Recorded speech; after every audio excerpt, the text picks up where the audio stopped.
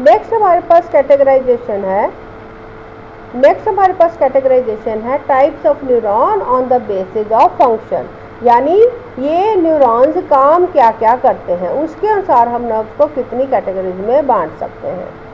इसमें 3 तरह के न्यूरॉन्स के बारे में पढ़ेंगे। एक है सेंसरी न्यूरॉन, दूसरा है मोटर न्यूरॉन और तीसरा है इंटर न्यूरॉन। अब सेंसरी न्यूरॉन की अगर बात करें तो फ्रॉम द वर्ड सेंसरी, इससे हमको क्या पता चलता है कि ये सेंसरी इंफॉर्मेशन को एक से दूसरे ऑर्गन में लेके जाते हैं।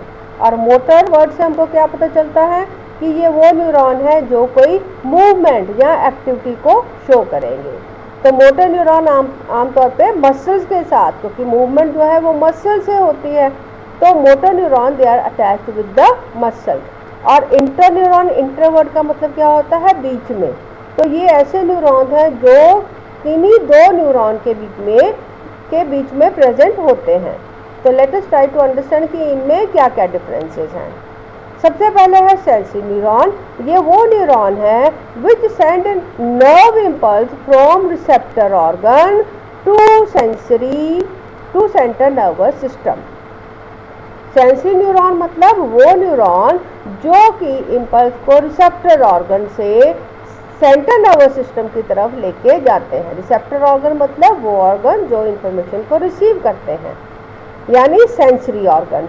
सेंसरी ऑर्गन जो कि हमारे सेंसरी ऑर्गन जो है पेरिफेरल नर्वस सिस्टम के साथ, हमारे सेंट्रल नर्वस सिस्टम के साथ जुड़े होते हैं। तो ये जो न्यूरॉन्स हैं, ये जो भी इंफॉर्मेशन हमारे सेंसरी ऑर्गन्स ग्रहण करते हैं, जो भी उनको इंफॉर्मेशन मिलता है, उस इंफॉर्मेशन को सेंट्रल नर्वस सिस्टम यानी ब्रेन और स्पाइनल कॉर्ड की तरफ लेके जाते हैं।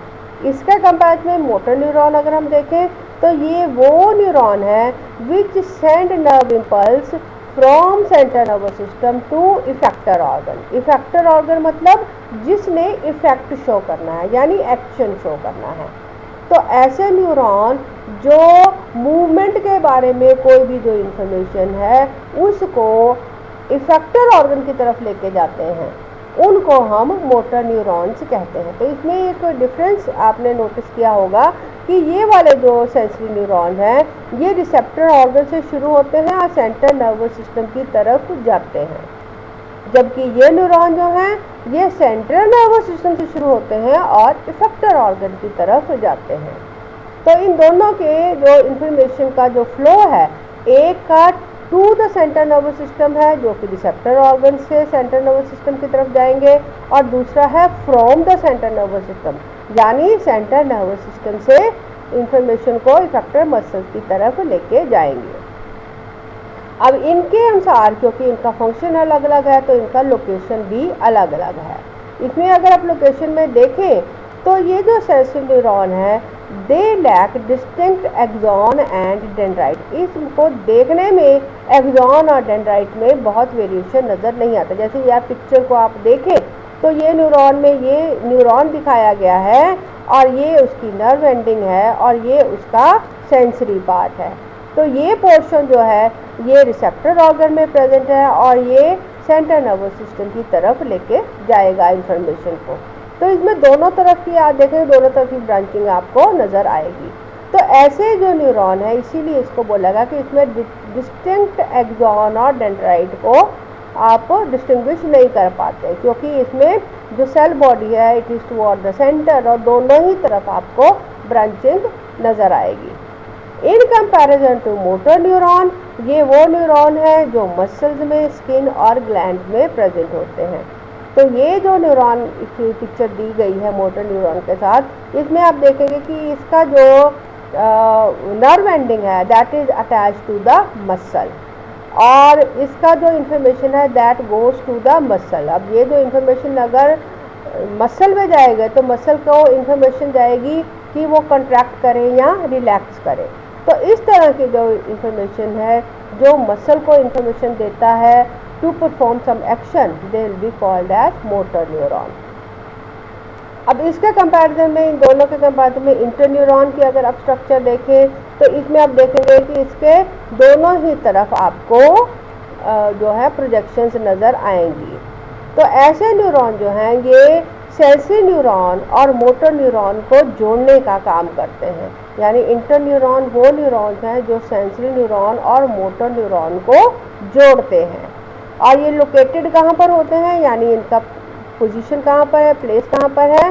दे are located in centre nervous system, यानी ब्रेन और स्पाइनल कॉर्ड के जो पार्ट्स हैं, ये उस ऑर्गन में आपको इंटरन्यूरॉन्स लोकेटेड मिलेंगे। और इनका काम क्या है कि ये सेंसरी जो इंफॉर्मेशन है या मोटर इंफॉर्मेशन है, इसको ब्रेन और स्पाइनल कॉर्ड के ऑर्गन के बीच में ये जो डिफरेंट टाइप्स ऑफ न्यूरॉन्स हैं उनको जोड़ते हैं। तो ये इंटरन्यूरॉन जो है ये सेंसरी और मोटर न्यूरॉन को जोड़ने का काम करते हैं और ब्रेन में प्रेजेंट होते हैं या स्पाइनल कॉर्ड में प्रेजेंट होते हैं।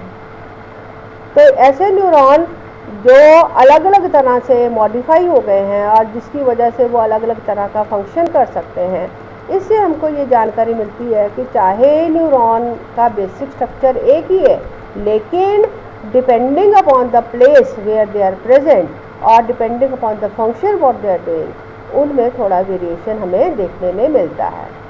अब आगे हम देखते हैं कि जो न्यूरॉन्स हैं उसके डेंड्राइट और एक्सॉन में क्या डिफरेंस हो सकता है।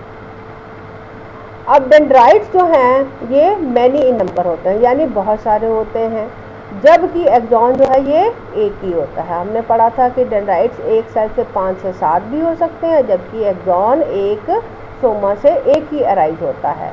ये हाईली ब्रांच होते हैं, जबकि एक्सॉन में ब्रांचिंग नहीं होती। ये शॉर्ट होते हैं, इनका लेंथ छोटा होता है, जबकि एक्सॉन का जो लेंथ है वो लंबा होता है, कंपैरेटिवली लॉन्गर होते हैं। और हमने सियाटिक नर्व के बारे में भी पढ़ा था, जिसके जो एक्सॉन है हमारी बॉडी के सबसे लंबे एक्सॉन्स हैं। फिर उसके बाद दूसरा डिफरेंस आता है arise from the receiving end. Receiving end मतलब जहाँ से इंफॉर्मेशन शुरू होती है, जहाँ पे सेंसरी ऑर्गन की लोकेटेड है।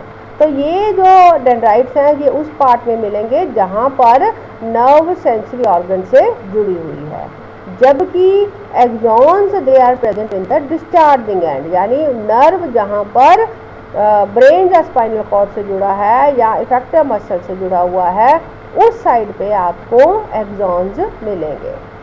इसमें सिनेप्टिक नॉब्स नहीं होती हैं, जबकि एक्सॉन के टिप पे एक नॉब शेप स्ट्रक्चर होती है या कई सारी नॉब शेप स्ट्रक्चर होती है सभी ब्रांचेस के एंड पे। They are called as the synaptic knobs. और सिनेप्टिक नॉब्स में क्या होता है, इसमें बैग लाइक स्ट्रक्चर होती हैं जिसको सिनेप्टिक वेसिकल्स कहा जाता है। और सिनेप्टिक वेसिकल्स में क्या स्टोर होता है, न्यूरोट्रांसमीटर्स, यानी ऐसे केमिकल जो नर्व इम्पल्स को कंडक्ट करने में हेल्प करते हैं, दे आर प्रेजेंट। अब ये जो न्यूरोट्रांसमीटर्स हैं ये नेसल ग्रैन्यूल से प्रोड्यूस होते हैं। और नेसल ग्रैन्यूल जो हैं ये डेंड्राइट में तो प्रेजेंट होते हैं, मगर एक्सॉन्स में नेसल ग्रैन्यूल्स नहीं होते। यानी न्यूरोट्रांसमीटर जो हैं ये सोमा में या डेंड्राइट में जो नेसल ग्रैन्यूल्स हैं वो प्रोड्यूस करते हैं, और फिर माइक्रोट्यूब्यूल से होते हुए they are sent to axon. और एक्सॉन में जो सिनेप्टिक वेसिकल्स होती हैं उसमें ये न्यूरोट्रांसमीटर्स स्टोर होते हैं। और उसके बाद कि ये जो डेंड्राइट्स हैं इनका जो कंडक्शन है, यानी ये इंफॉर्मेशन को किधर से किधर को लेके जाते हैं, they conduct information towards soma. और ये axons they conduct information away from soma. अब अगर इसको हम समझ लें कि जो इंफॉर्मेशन है डेंड्राइट जो कि रिसेप्टर ऑर्गन में प्रेजेंट होते हैं ये इंफॉर्मेशन को ग्रहण करते हैं, फिर उसको सोमा की तरफ भेज देते हैं, सोमा से ये एक्सॉन की तरफ, एक्सॉन से नर्व एंडिंग की तरफ इंफॉर्मेशन कंडक्ट होता है। यानी इंफॉर्मेशन का फ्लो कहाँ है, डेंड्राइट से सोमा, सोमा से एक्सॉन और एक्सॉन से नर्व एंडिंग की तरफ। तो इस तरह से जो स्टिमुलस है वो यूनिडायरेक्शनल फ्लो शो करता है। तो ये हो गया हमारे पास differences in dendrite and axon. So with this we have completed this portion. ये portion हमारा complete हो जाता है कि different types of neurons किस तरह के हैं और उनमें क्या क्या differences हैं।